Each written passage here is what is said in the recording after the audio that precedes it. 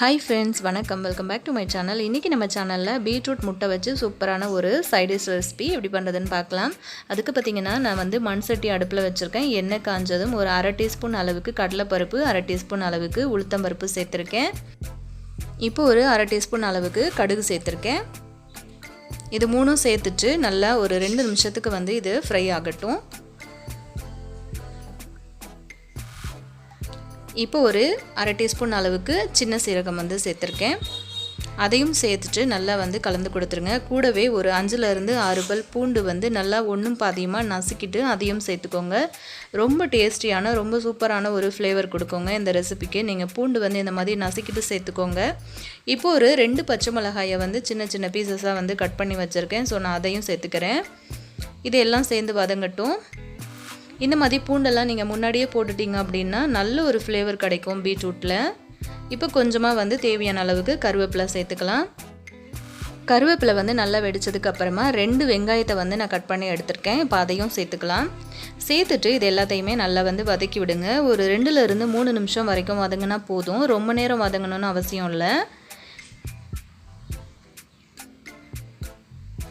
இப்போ பாருங்க வெங்காயம் வந்து இந்த அளவுக்கு வதங்கி வந்திருக்கு. இப்போ நம்ம கட் பண்ணி வச்சிருக்கிற பீட்ரூட் எல்லாத்தையும் சேர்த்துக்கலாம். இது வந்து ஒரு 300 கிராம் இருக்கும். சின்ன சின்ன பீசஸாக கட் பண்ணி எடுத்துக்கோங்க. பீட்ரூட் வந்து நம்ம எப்போவும் நார்மலாக பொரியல் செய்கிறத விட நீங்கள் இந்த மாதிரி செஞ்சு கொடுத்தீங்க அப்படின்னா குட்டீஸ் வந்து விரும்பி சாப்பிடுவாங்க. அதே சமயத்தில் டேஸ்ட் ரொம்ப அட்டகாசமாக இருக்கும். பீட்ரூட் சேர்த்துட்டு ஒரு 5 நிமிஷத்துக்கு நல்லா இதை வந்து வதக்கி விட்டுட்டே இருங்க. இந்த ரெசிபி வந்து பார்த்தீங்கன்னா நீங்கள் மண் சட்டியில் ட்ரை பண்ணீங்க அப்படின்னா இதோட டேஸ்ட்டே வந்து ரொம்ப சூப்பராக இருக்கும். இப்போ பாருங்கள் இதுக்கு தேவையான அளவுக்கு நான் வந்து சால்ட் சேர்த்துக்கிறேன்.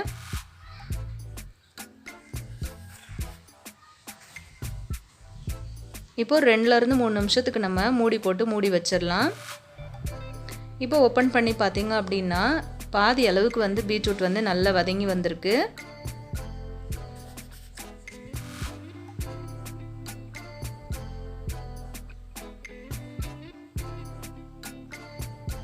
இப்போ இதில் வந்து நம்ம கொஞ்சமாக மஞ்சள்தூள் சேர்த்துக்கலாம். அதாவது குழம்பு மிளகாத்தூள் சேர்க்காதீங்க, தனி மிளகாத்தூள் வந்து சேர்த்துக்கோங்க. கூடவே வந்து கொஞ்சம் மஞ்சள்தூள் சேர்த்துருக்கேன்.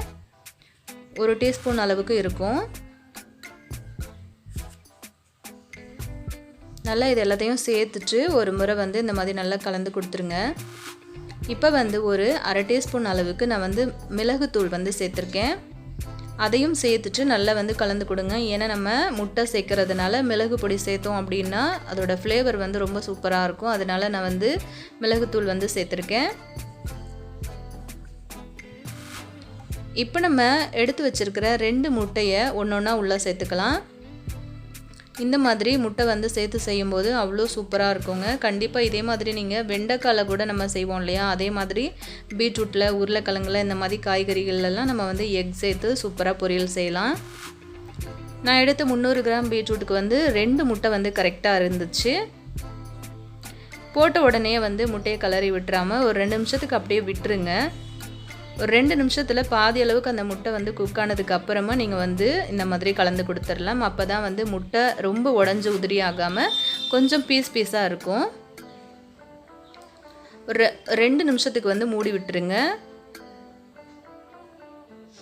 இப்போ நம்ம ஓப்பன் பண்ணி பார்த்தோம் அப்படின்னா ரொம்ப சூப்பரான டேஸ்டியான முட்டை பீட்ரூட் சேர்த்து செஞ்ச பொரியல் வந்து செமையாக ரெடி ஆகிடுச்சு. சாம்பார் சாதம், தயிர் சாதம், ரசம் சாதம் கூடலாம் ரொம்ப சூப்பரான காம்பினேஷனாக இருக்கும். பிடிச்சிருந்தா லைக், ஷேர், கமெண்ட் பண்ணுங்கள் ஃப்ரெண்ட்ஸ். தேங்க்யூ.